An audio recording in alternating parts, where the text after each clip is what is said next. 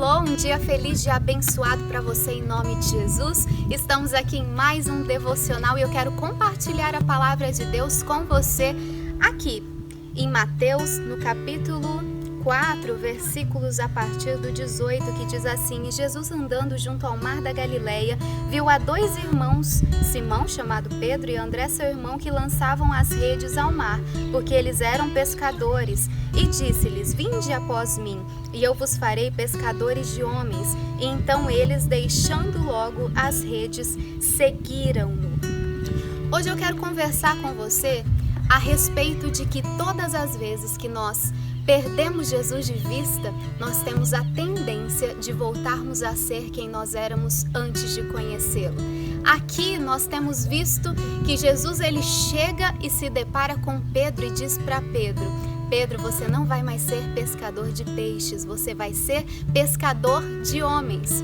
Mas quando a gente avança na palavra de Deus, e a gente pode ver isso ali no livro de João, no capítulo 21, antes do capítulo 21, Jesus ele é crucificado e ele morre.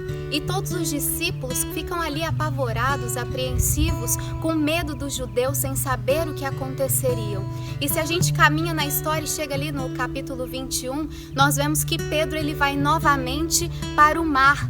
Queridos, Pedro não era mais um pescador de peixes, Jesus já tinha feito pescador de homens, mas ele volta ao mar e ali no mar Jesus tem um encontro novamente com ele, porque todas as vezes que nós perdemos Jesus de vista do nosso dia a dia, do nosso cotidiano, nós temos a tendência de voltarmos a fazer aquilo que nós fazíamos antes, e é isso que não pode acontecer nas nossas vidas, e foi isso que aconteceu aqui com Pedro. Ele perdeu de vista Jesus tinha morrido e agora ele não sabia mais o que fazer e ele volta ao mar.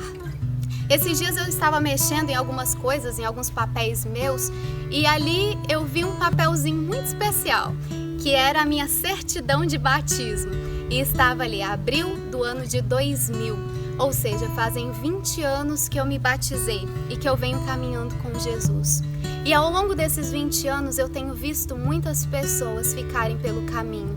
Pessoas que antes eram a minha fonte de inspiração de vida cristã.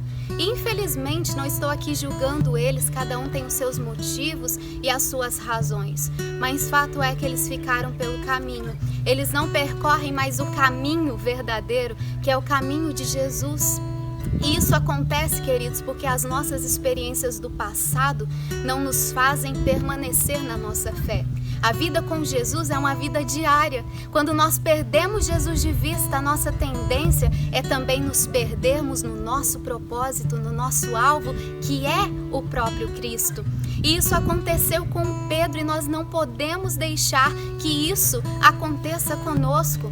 Sabe, talvez hoje você é uma inspiração, você precisa percorrer esse caminho de continuar sendo uma inspiração, porque a Bíblia diz que aquele que está de pé, cuidado para não cair.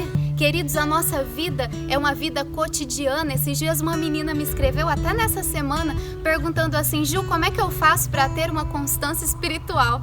Eu falei, não tem segredo, tendo uma constância espiritual, porque não tem uma receita, não tem algo que a gente possa fazer. Simplesmente a gente tem o nosso dia a dia. A gente precisa comer, a gente precisa tomar banho, a gente precisa trabalhar, estudar, não sei o que você faz, mas a gente tem as nossas atividades diárias, a nossa rotina diária, e Jesus precisa entrar nessa rotina. Você precisa ter tempo para os seus filhos, para o seu cônjuge, para sua família, e você precisa ter tempo para Jesus. Você precisa encaixar Jesus no seu dia a dia. Você não pode perder Jesus de vista, porque aquilo que aconteceu no passado não sustenta a sua fé no presente. E o testemunho de alguém pode até te encorajar, mas é a sua vida com Deus que te faz permanecer.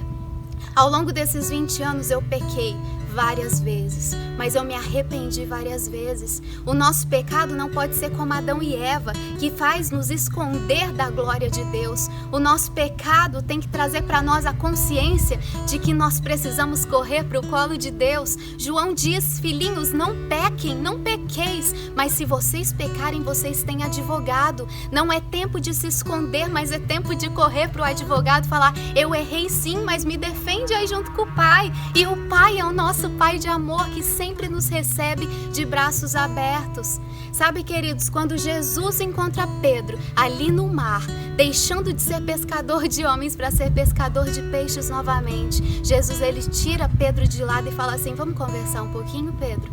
E Jesus diz para Pedro assim: Pedro, tu me amas? E ele diz: eu amo. Então Jesus diz: apacenta as minhas ovelhas. E ele volta ao propósito, e depois o Espírito Santo é derramado, porque hoje nós não temos como caminhar com Jesus, mas ele deixou o Espírito Santo. E daí, quando Pedro ele tem um encontro real também com o Espírito Santo, ele volta a caminhar com Deus, que é Jesus, que é Pai, que é Espírito Santo, e ele pode sim ter um ministério maravilhoso sobre essa terra, porque ele não perdeu o Espírito Santo de vista, ele não perdeu o propósito dele de vista, e hoje nós temos esse Espírito Santo. Nós não precisamos voltar a ser quem nós éramos antes, mas nós podemos prosseguir e deixar um legado da graça, da glória de Deus, e é isso que eu desejo para você nesse dia, em nome de Jesus.